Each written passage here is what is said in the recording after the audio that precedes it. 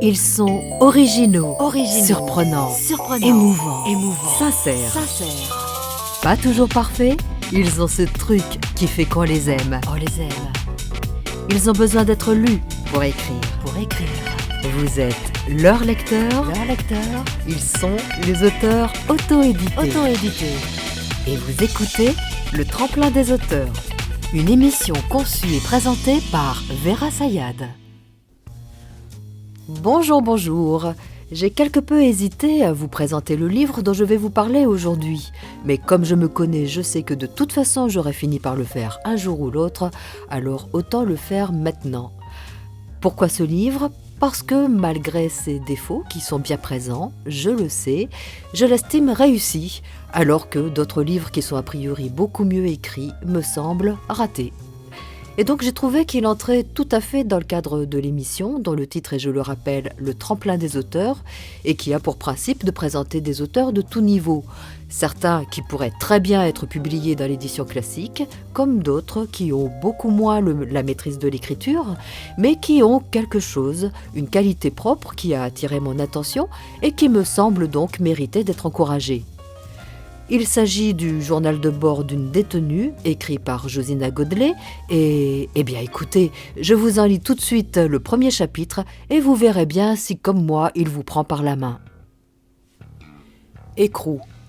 Je regardais la route, nous approchions du but. La direction fut prise, nous nous éloignions de la ville. Depuis un moment, nous longions un mur si haut, trop haut. Un coup de frein sec mit brutalement fin à mes suppositions silencieuses. À peine étions-nous à l'arrêt que la lieutenante assise à ma gauche sauta au sol et se ruant sur un lourd portail métallique s'annonça à l'interphone. Les deux battants s'ouvrirent, mus par une commande électronique.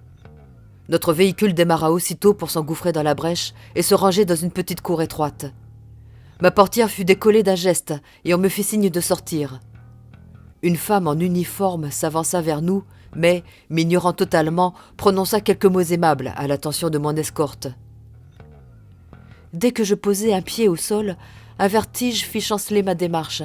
Un début de migraine me lancinait les tempes. Mon estomac, tiraillé par la faim, gargouillait. J'étais glacée dans mes vêtements de laine et me sentais sale, malgré le fait qu'il n'y avait que 2 heures que j'avais pris ma douche. Pensant aller travailler au lieu de me trouver là. Impression d'être un personnage irréel dans un décor absurde. Le port des menottes m'avait irrité la peau, et de grosses marques rouges apparaissaient. L'idée de me jeter par la fenêtre m'avait effleuré, mais merci les barreaux, idée étouffée aussitôt par une sensation de faiblesse, car qui dit évasion dit mitard. Et où aller ? Fuir ma famille ? Une surveillante me prit en charge et me fit franchir l'atrium de la maison d'arrêt. Impression d'ombre et d'enfermement. Un relent d'humidité et de renfermé va heurter mon odorat. L'hostilité qui suintait des murs épais irrita mon épiderme d'un frisson de panique et d'étouffement. La surveillante chef me fit franchir la pièce. Un bureau de fer coupait la pièce en 2. Derrière celui-ci, elle s'assit et me posa des questions concernant mes droits civils, mon état de santé. J'étais suicidaire, paraît-il, car quand les flics m'avaient annoncé mon état d'arrestation, je leur avais crié que j'allais me pendre. Et je ne pouvais rester seule en cellule. Sur son bureau trônait un paquet de bonbons. Gourmande, me dis-je intérieurement. Un coup de téléphone interrompit les formalités d'accueil et me rendit à mes impressions. Sensation d'être prise dans une souricière, d'être jetée dans un trou sans issue. Sensation d'être délestée de toute possession, d'être dépouillée de mes particularités d'individu. Je n'étais plus qu'un nom, même plus un prénom, et j'étais devenue bien pire, un numéro d'écrou. On déverrouille une porte. Je vois une fille plutôt jolie en legging qui sèche ses culottes sur le lit en fer. Je dois cohabiter avec cet inconnu qui doit accepter qu'on lui impose ma présence. Le journal de bord d'une détenue de Josina Godley est donc le témoignage de Josina sur sa période de détention à la prison de Sekda dans le Nord. Alors, j'explique brièvement les raisons de son incarcération. Josina, suite à des difficultés financières, s'est retrouvée fichée à la Banque de France et elle a eu la mauvaise idée de fabriquer et d'utiliser de faux papiers d'identité pour obtenir des moyens de paiement. Elle a donc été arrêtée pour faux et usage de faux. Alors, Josina assume tout à fait la responsabilité de ses actes et leurs conséquences. Elle ne se pose absolument pas en victime, mais elle a voulu, par la publication du journal qu'elle a tenu pendant sa détention, faire connaître comment ça se passe quand on se retrouve du jour au lendemain en prison, en attente de jugement qui tombe au compte-gouttes et sans savoir combien de temps on va y rester. Alors, elle raconte les frustrations au quotidien, bien sûr aussi les petites joies, les moments d'amitié, plus profondément les sentiments qui se succèdent et les interrogations sur la vie, le passé qui a conduit à cette situation, enfin bref, tout ce qui peut se passer dans la tête d'une femme qui se retrouve brutalement enfermée aux côtés de grandes criminelles, des mères infanticides, des pédophiles, des femmes qui ont tué leur mari. Car c'est cela que Josina a découvert, c'est que quel que soit le motif de la peine, majeur ou mineur, tout le monde se trouve logé à la même enseigne en prison, et c'est ça qui l'a révoltée. Mais ce n'est pas pour cette raison que j'ai voulu le présenter dans le tremplin des auteurs. Pour tout vous dire, personnellement, je ne suis pas attirée par le témoignage, parce que souvent, au pire, ils sont conçus pour attiser le voyeurisme des lecteurs, et je trouve ça détestable. Et au mieux, quand ils sont de bonne foi et honnêtes, ils sont écrits de façon journalistique, avec une écriture plate, conventionnelle, une bonne écriture, mais sans grande originalité. Même si le sujet est très intéressant, je ne suis pas attirée par ça, et dès que je vois qu'un livre se présente comme étant un témoignage, je ne m'attarde pas et je passe à autre chose. Il se trouve que Josina a eu la très bonne idée, cette fois-ci, de rendre public le premier chapitre de son livre. Quelque chose a attiré mon attention, j'ai commencé à le lire. Alors, je me suis très vite rendu compte des maladresses d'écriture et je me permets de le dire franchement, puisque Josina sait très bien ce que j'en pense et elle est d'accord avec ça. Et le but n'est pas de présenter ce livre comme étant un chef-d'œuvre, mais comme particulièrement intéressant pour certaines raisons. Et je me suis donc demandé, mais pourquoi cette envie de continuer à lire? Pourquoi ce livre me plaît-il malgré ses défauts, et quelles sont les qualités intrinsèques qu'il a, que j'aimerais retrouver dans tous les livres que je lis, même de la part d'auteurs plus à l'aise dans le maniement de la syntaxe et du vocabulaire. Et les réponses que j'ai trouvées m'ont semblé être des leçons d'écriture, qui sont bonnes à prendre par n'importe quel auteur, comme des piqûres de rappel. Et donc l'interview que j'ai eue avec Josina m'a permis de dégager des ingrédients dont je crois que tout auteur doit tenir compte lorsqu'il s'attelle à la rédaction d'un livre, s'il veut que son livre capte son lecteur. Josina a donc gentiment accepté de me répondre par téléphone. Malheureusement, la captation de la conversation n'a pas pu se faire dans de bonnes conditions techniques et je ne vais pas pouvoir vous transmettre comme à l'habitude l'interview telle qu'elle, mais seulement quelques bribes. Et vous entendrez que le son n'est pas très bon. Je vous prie donc de nous en excuser. Et pour commencer dans la bonne humeur, voici ce que m'a répondu Josina lorsque je lui ai demandé son origine. Moi, je suis belge une fois, hein, ça s'entend. Et c'est un problème? Oui, mais on aime bien nous taquiner, hein. Les petites françaises. Ah mais les Belges sont pas en reste vis-à-vis des Français. Et, vous connaissez pas la blague à propos de notre emblème, le coq? Le coq qui est le seul oiseau qui continue à chanter même quand il a les pieds dans le fumier. Ah bon? Ben voilà, ben c'est encore mieux. C'est ce qui m'est arrivé, vous voyez. Josina fait donc allusion au fait qu'elle a réussi à transformer cet épisode difficile de son existence en une source de satisfaction et de fierté, car elle était à mille lieues d'imaginer qu'un jour elle écrirait un livre. Et je lui ai demandé comment lui était venue l'idée d'écrire un journal une fois qu'elle s'est retrouvée en prison. Et là, j'ai eu un bloc de feuilles en tant qu'arrivante. On reçoit un kit, un bic, un bloc de feuilles, des petites choses en tant qu'arrivante. Du coup, je me suis dit, pourquoi pas raconter au jour le jour ce qu'on vit dans une cellule. Donc, j'ai commencé par ce qui m'est arrivé en arrivant, qui est-ce que j'ai rencontré. Fallait que ça sorte. Pour expliquer aussi à mes enfants ce que je vivais là-bas. Parce que je vais vous avouer, au départ, j'avais plus envie, le goût à vivre, hein. J'ai voulu faire une bêtise et avoir en finir avec la vie. Et je trouvais que c'était un genre de témoignage pour mes enfants. Et au fur et à mesure, j'ai retrouvé le courage parce que je suis croyante quand même. Donc j'ai eu ces prières et ce courage à continuer la vie et me dire il faut que je me batte pour mes enfants et moi. Donc il fallait que j'écrive et un petit peu à la fois, ça m'a remonté le moral l'écriture. Et comme nous évoquions donc la nécessité d'écrire pour s'exprimer, je rappelais une phrase que Josina a écrite dans son journal. Pour moi, écrire, c'est aussi ne pas parler, c'est se taire, c'est hurler sans bruit, se défouler. Oui, justement, si on s'en prend aux surveillants, si on râle ou quoi, on doit se taire parce que on va être mal vu, on va être mal noté, plus de parloir et tu vas au mitard. Donc, cette rage de vivre et cette rage contre tout ce système, il fallait que je l'écrive, le sorte, ça me faisait du bien. On a déjà là un des premiers ingrédients qui font un livre réussi, c'est la nécessité d'écrire. On n'écrit pas pour écrire, on écrit parce qu'on a quelque chose à dire, parce qu'il y a besoin, parce que ça semble utile, quelle que soit l'utilité d'ailleurs de la chose, ça peut être n'importe quoi, mais c'est une nécessité déjà pour l'auteur, il faut qu'il le sorte. Et aussi, on le fait pour quelqu'un. Alors, Josina l'a fait pour ses enfants, mais un auteur de fiction doit s'adresser à un lecteur, même à un lecteur fictif. Et c'est ce que dit Stephen King dans son livre sur l'écriture. Il faut s'imaginer un lecteur et écrire pour lui. Dans l'écriture, on fouille à l'intérieur de soi, on va chercher quelque chose en soi, mais c'est pour le donner à l'extérieur. Ce n'est pas juste pour se faire plaisir. Et il y a aussi une différence entre s'imaginer écrire pour un lecteur, réel ou fictif, et s'imaginer être publié. Car dans le premier cas, le lecteur est connu ou imaginé, il a une figure, un interlocuteur, et dans l'autre, c'est une foule anonyme. Et ce n'est pas du tout le même résultat au final. Et dans cette idée, j'ai tout de même demandé à Josina si elle pensait, quand elle a commencé à écrire son journal, si elle pensait déjà à la publication. Bah non, parce que je pensais pas qu'on aurait pu apprécier mon travail. C'est parce qu'en fait, j'ai vu bêtement sur un site publier votre livre en 2 clics. Voilà. Donc j'ai envoyé mon manuscrit et ce qui m'a fait beaucoup plaisir, c'est qu'on m'a dit on aime votre histoire, on veut vous la publier. Ça m'a touché que j'ai réussi à faire comprendre mon ressenti, que ça a intéressé quelqu'un. J'étais fière de moi déjà de ça.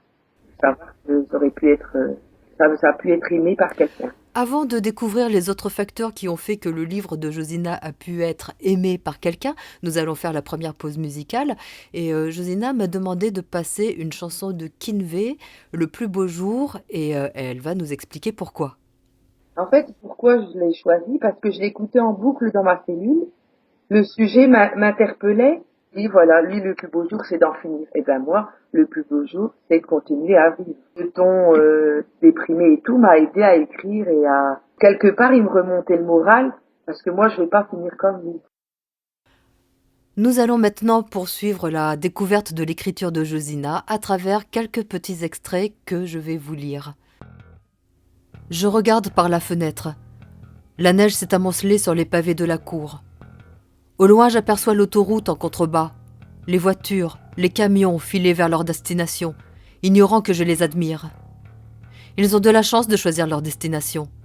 Pour moi, ces automobiles sont devenus irréels. Depuis 4 semaines, ce monde n'est plus le mien. Je suis banni de la société.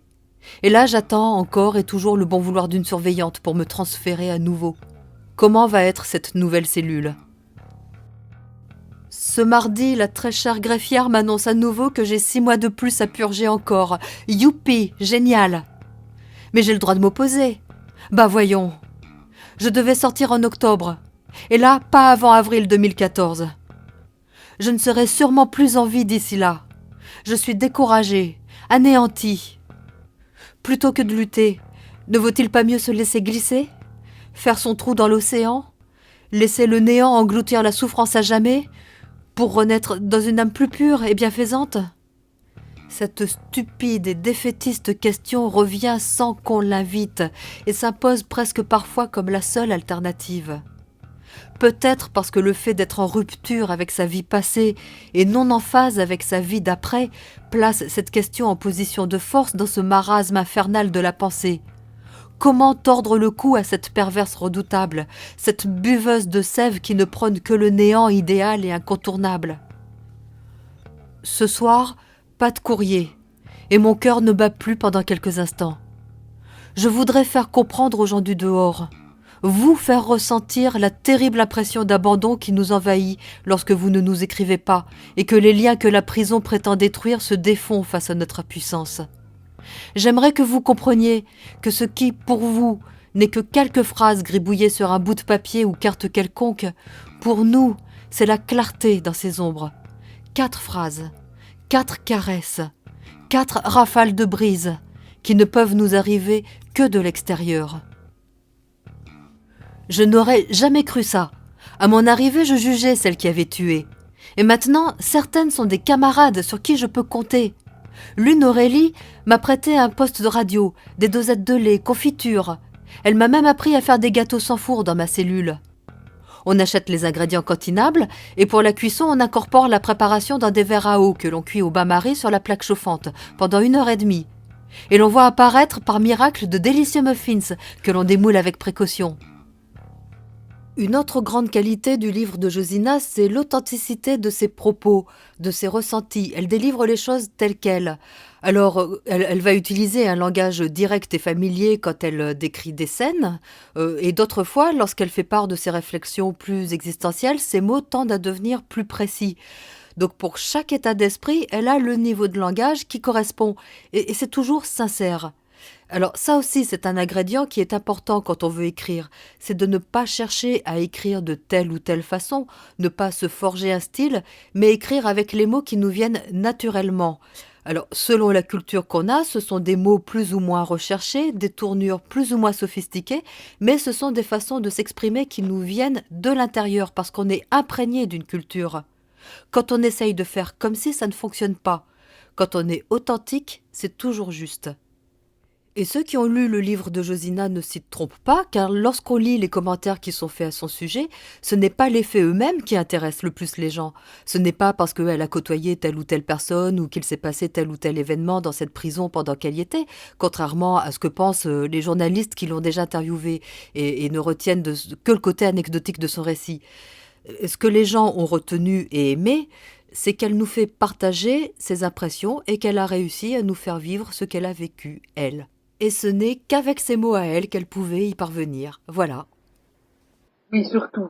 Là, quand je vois que les gens ont compris ce que je ressentais, j'ai tout gagné.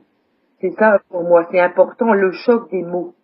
C'est plus important que taper sur un bâton ou quoi. L'important, c'est le choc des mots pour que la personne ressente. Pour moi, c'est important, ça. C'est ressenti, que les gens ont ressenti. Et ça, j'ai tout gagné. J'ai réussi ça, alors. C'est important d'exprimer ce qu'on ressent. Pour moi, c'est, je me répète. Ce qui n'exclut pas, bien sûr, et on est bien d'accord, de revenir ensuite sur son texte pour y apporter des rectifications. Et je trouvais que il manquait des petits passages, j'avais mal formulé mes textes, donc c'est moi-même qui ai remanié moi-même le document. Nous allons maintenant passer au deuxième choix musical de Josina. Il s'agit de la chanson Zombie de Maître Gims, qu'elle a choisie parce que cette chanson lui faisait rappeler la tendance qu'ont souvent les détenus de chercher à fuir leur réalité par l'usage de médicaments et voire de drogues qui ont pu rentrer dans les murs de la prison. C'est ça. Et tous ces détenus qui fuient la réalité, eux pensent que c'est mieux de fuir la réalité. Ça, je l'ai vu, je l'ai côtoyé.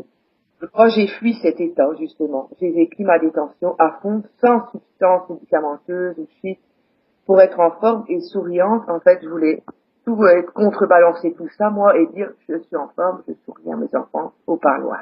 Et cet état d'esprit, les gens l'ont en détention. Je trouvais que ça résumait l'état d'esprit de là-bas. Et nous en arrivons maintenant à ce qui fait la plus grande force du livre de Josina. C'est ce que j'ai repéré en premier, en fait.